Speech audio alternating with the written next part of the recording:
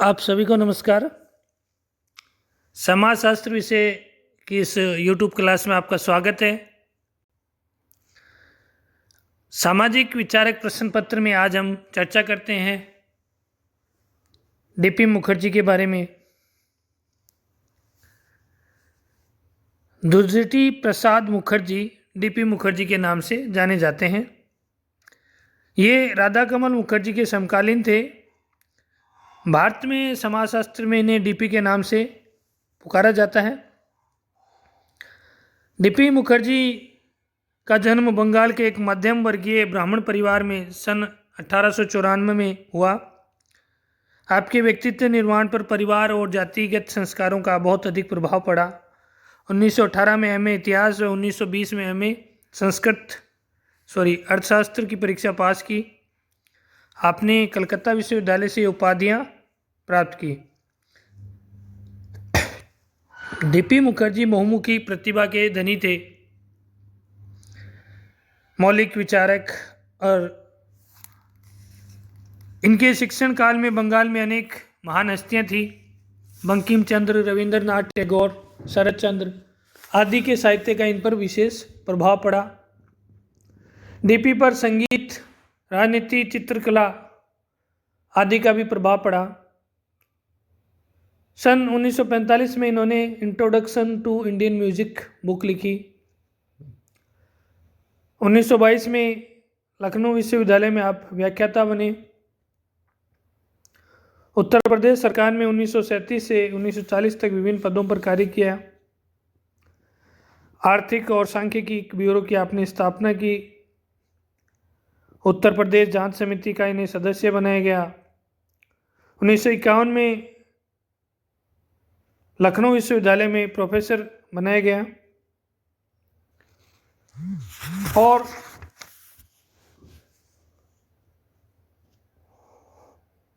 अलीगढ़ विश्वविद्यालय में भी इन्होंने कार्य किया।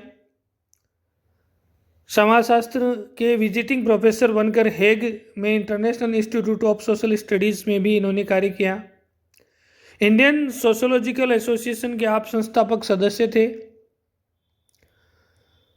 1955 में आपने प्रथम अखिल भारतीय समाजशास्त्रीय संगठन की बैठक में अध्यक्षता की। डीपी मुखर्जी कहा करते थे कि मानवता का निर्माण करना मेरे लिए पर्याप्त है। 5 दिसंबर 1962 में इनकी मृत्यु हो गई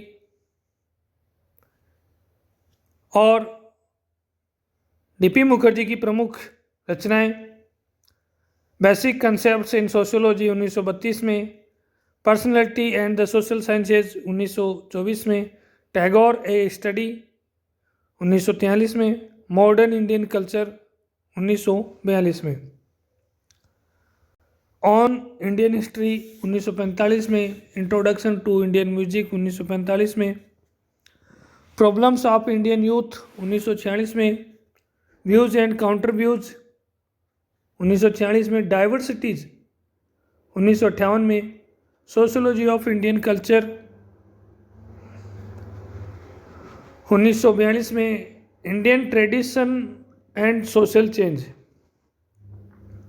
भारतीय परंपरा और सामाजिक परिवर्तन विषय पर आपने इंडियन सोशोलॉजिकल कॉन्फ्रेंस देहरादून में भी अध्यक्षीय भाषण दिया।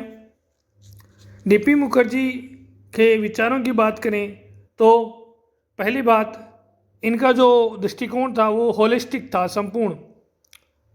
इनका मत है कि समाजशास्त्र, अर्थशास्त्र और इतिहास तीनों परस्पर घनिष्ठतया संबंधित हैं और सामग्री के आदान प्रदान को आप आवश्यक मानते थे।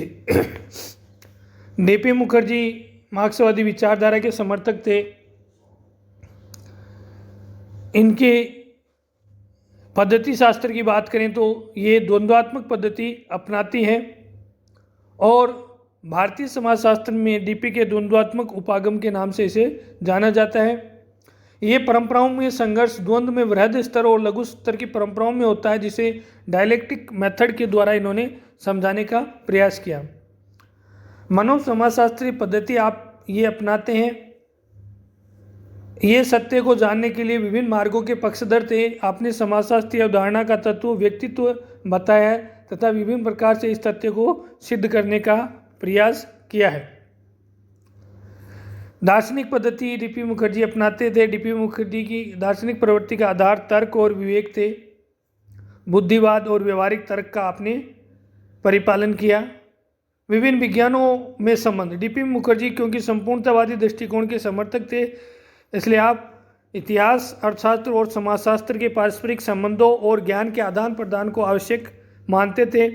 आपने समाजशास्त्र की प्रकृति को ऐतिहासिक बताते हुए लिखा है कि समाजशास्त्र विभिन्न सांस्कृतिक विशेषताओं का विशेष योगदान है। भारतीय समाजशास्त्र में डीपी मुखर्जी के योगदान की हम चर्चा करें तो सबसे पहली बात, भारतीय समाजशास्त्र की विषय वस्तु। डीपी मुखर्जी ने भारतीय समाजशास्त्र की अध्ययन सामग्री को भारतीय परंपराओं का अध्ययन बताया है। संस्कृति का विकास विभिन्न प्रजातियों और संस्कृतियों की चुनौतियों और संश्लेषण का परिणाम है। मुखर्जी ने भारतीय समाजशास्त्र के बारे में बताया कि भारतीय परंपराओं का अध्ययन ही समाजशास्त्री का प्रथम कर्तव्य है। भारतीय समाजशास्त्र के लिए व्याख्यात्मक पद्धति। डीपी ने भारतीय समाजशास्त्र की वैज्ञानिक अध्ययन पद्धति के बारे में काफ़ी लिखा है। भारतीय समाजशास्त्र अभी इस अवस्था में नहीं पहुंचा कि अनुभविक तथ्यों को एकत्र करके अनुसंधान करे। पाश्चात्य वैज्ञानिक तकनीक का इन्होंने विरोध किया।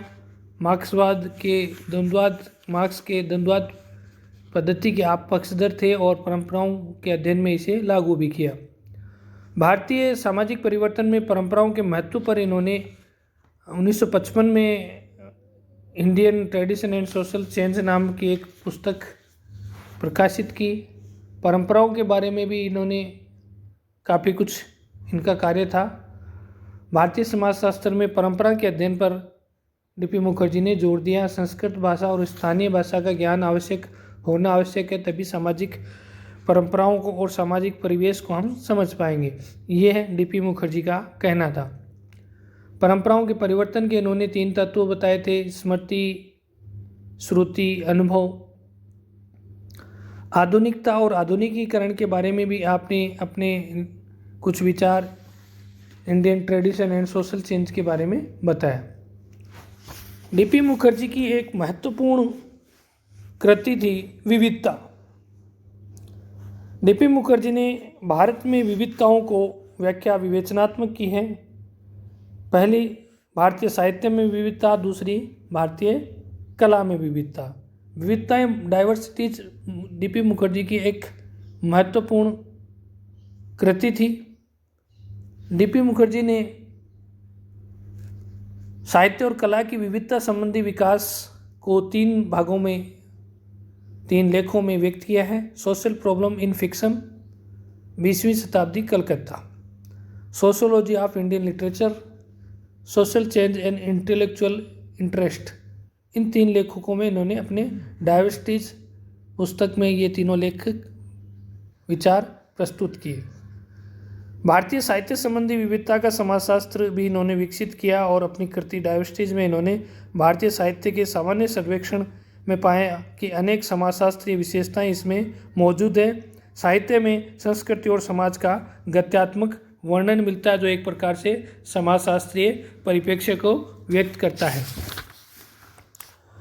मुखर्जी ने साहित्य के विकास और साहित्य की कुछ कमियों पर भी विचार डाला। उन्होंने संस्कृत साहित्य के विकास पर जोर दिया। इस्लाम द्वारा उर्दू का विकास हुआ, भक्ति के द्वारा साहित्य का विकास हुआ और पाश्चात्य साहित्य प्रभाव के द्वारा अंग्रेजी साहित्य का भारत में विकास हुआ। भारतीय साहित्य में जो सामान्य तत्व जिनका विकास हुआ वो ये थे: क्षेत्र का विकास हुआ, नूतन मूल्यों का उत्तरोत्तर अधिग्रहण हुआ, नए वर्ग की उत्पत्ति, उद्योग और तकनीक का प्रभाव, मिथ्या व्यक्तिवाद का इसमें प्रसार हो चुका था। भारतीय साहित्य में साहित्यिक विश्वासों का विकास हुआ, हिंदी साहित्य में क्या और बांग्ला साहित्य में, उर्दू साहित्य में आदि।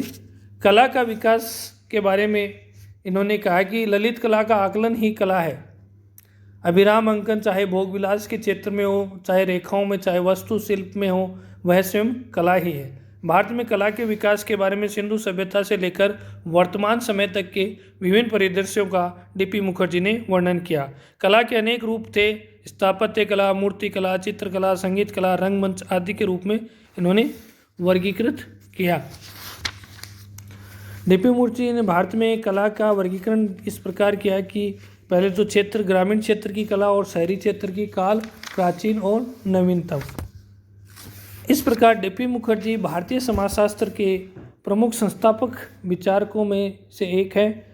इन्होंने भारतीय समाज, साहित्य और कला के बारे में विशेष प्रबंध किया और इनकी जो पद्धति थी वो द्वंद्वात्मक पद्धति थी, जिनका इन्होंने अपनाकर समाजशास्त्र को भारत में विकसित करने का प्रयास किया। धन्यवाद।